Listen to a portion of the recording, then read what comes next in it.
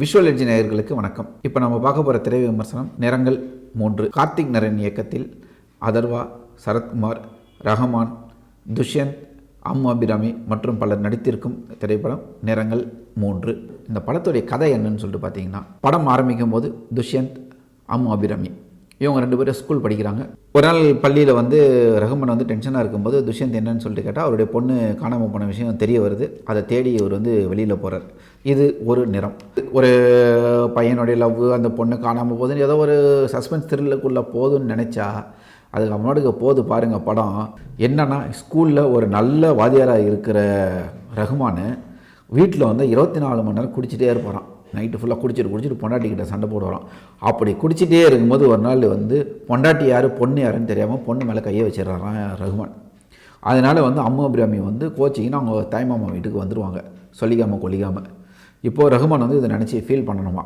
Feel பண்ணி என்ன பண்ண போகிறாரு, தூக்கு போட்டு தொங்க போகிறாரு. அப்படின்னு நினச்சா தூக்கு போட்டு தான் தொங்கிடுறாரு அவர். அதுக்கு காரணம் எழுதுறாரு. நான் போதையில் தெரியாமல் பண்ணிட்டேன் அப்படின்லாம் உங்கள்கிட்ட காரணம் கேட்க மாட்டேன். அது அந்த மாதிரி ஒரு என் மனசில் ஒரு எண்ணமே கிடையாது. நீ என் பொண்ணு தான், என்றைக்குமே நீ தான் என்னை தப்பாக புரிஞ்சில அப்படி இப்படின்னு லெட்டர் எழுதி வச்சுட்டு செத்து போகிறார்.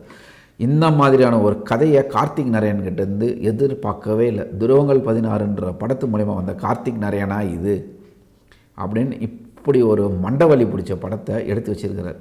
நிறம் 2ன்னு சொல்லிட்டு ஒன்று வருது. நிறம் 2 என்னன்னு சொல்லிட்டு பார்த்தீங்கன்னாக்கா, அதர்வா சினிமா டைரக்டர் ஆகணும்னு சொல்லிட்டு ஒரு கதையை எடுத்துகிட்டு அலைஞ்சிக்கிட்டு இருக்கிற, ப்ரொடியூசரை தேடி அலைஞ்சிக்கிட்டு இருக்கிற ஒரு கேரக்டர். அவர் கூட 2 ஃப்ரெண்ட்ஸு. ஆனால் அவர் ஒரு தப்பான உதாரணமாக இந்த படத்தில் எழுதியிருக்காரு. 24 மணி நேரமாக கஞ்சா போதையிலே இருக்கிறார் அதர்வா. அவர் கேட்டால் அதுக்கு ஒரு காரணம் சொல்கிறார். கதை எழுதுறவங்க கஞ்சா அடித்தாதான் கதை வரும், கற்பனை வரும், அப்போ தான் நான் வேறு உலகத்துக்கு போவோம் அப்படின்னு ஒரு பெரிய வியாக்கானம் வர பேசுகிறார்.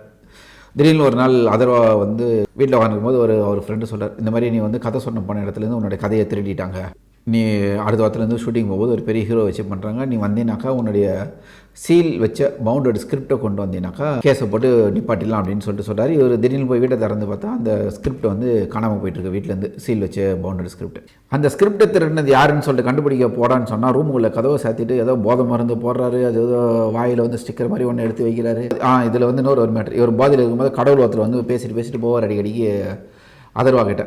ஸ்கிரிப்ட் தொலைஞ்சி போச்சுன்னு போதையில் உட்காந்துருந்தா கடவுள் சொல்கிறான், உன் ஸ்கிரிப்ட் தொலைஞ்சதுக்கு ஒரு காரணம் இருக்குது, அது உனக்கு இப்படி கிடைக்க போகுது, உனக்கு அப்படி கிடைக்க போது, உன் வாழ்க்கை இப்படி பண்ண போதுன்னு போதையில் கடவுள் சொல்லிட்டு போகிறாரு.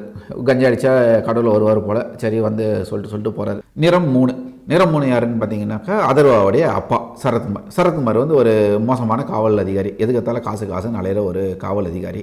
இவன் போகிறான், இவர் கதையை திருடின டைரக்டர்கிட்ட சண்டை போடுறான், மறுபடியும் வீட்டுக்கு வரான். யாரா திருடினதுன்னு பார்த்தா அந்த ஸ்கிரிப்டை திருடினது அவங்க அப்பாவா. சரி ரைட்டு, அவங்க அப்பாவுக்கு ஏன் திருடினன்னு கேட்டாக்கா, அந்த டைரக்டர் சரத்குமாருக்கு எல்லா ஊரில் இருக்கிற எல்லா கட்ட வேலைக்கும் கான்ட்ராக்டர் சரத்குமார் தான். அதனால் அவர்கிட்ட காசை கொடுத்து இந்த மாதிரி இந்த வீட்டில் ஒரு ஸ்கிரிப்ட் இருக்குது, அதை திருடி கொண்டு கூட உனக்கு லட்சக்கணக்கில் பணம் கொடுக்குறேன்னு சொல்லிட்டு அந்த டைரக்டர் சொல்கிறாராம்.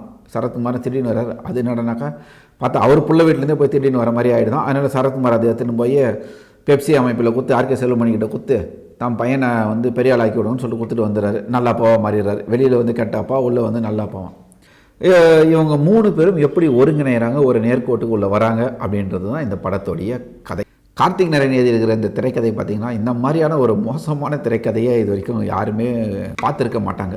இந்த படத்தை தேட்டரில் பார்க்குற ரசிகர்களுக்கு படம் புரியணும்னா, ஒன்று நம்ம உள்ளே போகும்போது அதர்வா எப்படி படத்தில் வாழ்கிறாரோ அந்த மாதிரி நம்ம போய் தேட்டருக்குள்ளே உட்காந்து வாழ்ந்தால் மட்டும்தான் படம் புரியும். நீங்கள் தெளிவாக போய் உட்காந்து படத்தை பார்த்தீங்கன்னா வெளியில் வரும்போது அதர்வா இருக்கிற நிலைமையில தான் நம்ம வெளியில் வரும். ஒரு இழவும் புரியாது படத்தில்.